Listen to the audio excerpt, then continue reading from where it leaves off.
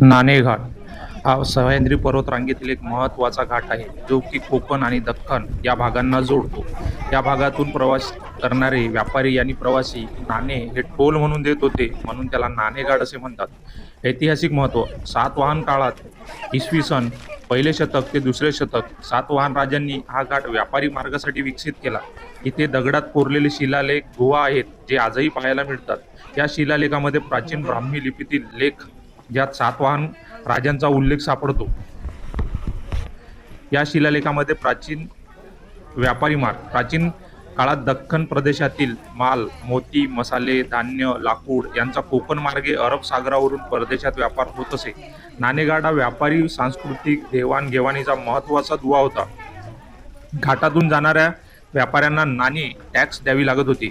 या नाण्यांच्या माध्यमातून घाटाचं नाव नाणेघाट असं पडलं. यालाच आपण इतिहासातील सर्वात पहिला टोल टॅक्स असंही म्हणू शकतो. नाणेघाट हा फक्त घाट नाही, तर महाराष्ट्राच्या प्राचीन व्यापारी, राजकीय इतिहासाचा साक्षीदार आहे. इथे आले की आपण प्राचीन भारतातील व्यापारी मार्ग, सातवाहन राजवंश, तसेच जुन्या काळातील अर्थव्यवस्था आणि संस्कृती यांचा अनुभव घेऊ शकतो. तसेच इथं ऐतिहासिक धरोहर आणि सह्याद्री पर्वताचे सौंदर्य, तसेच सूर्यास्त आणि सूर्योदय, तसेच या कोकणकडे वरून दिसणारा कोकणाचा भाग, समुद्र, हेच एकदम निसर्गरम्य वातावरण आहे. पावसाळ्याच्या दिवसात तर वातावरण एकदमच सुंदर असं होऊन जाते आणि पुण्यापासून खूप जवळ असल्यामुळे पर्यटकांची खूप याला पसंती आहे. तुम्ही पण जर पावसाळ्यात याला व्हिजिट करायची असेल तर करू शकता. हिवाळ्यात इथं वेगळं दृश्य असते, पावसाळ्यात वेगळं दृश्य असते. प्रत्येक मोसममध्ये तुम्ही इथं गेले तर तुम्हाला काहीतरी वेगळं बघायला भेटेल. तर या अशा ऐतिहासिक महत्त्वपूर्ण असलेल्या ठिकाणाला अवश्य भेट द्या.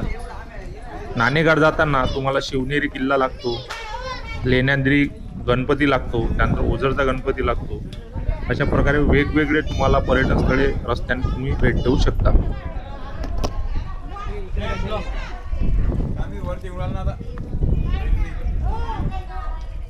एक मिनिट चौकस हम पहुंच गए.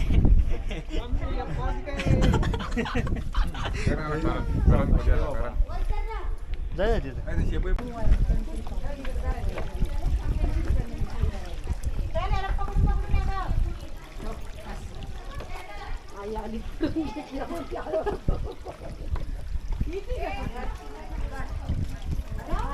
Oh ya, baik.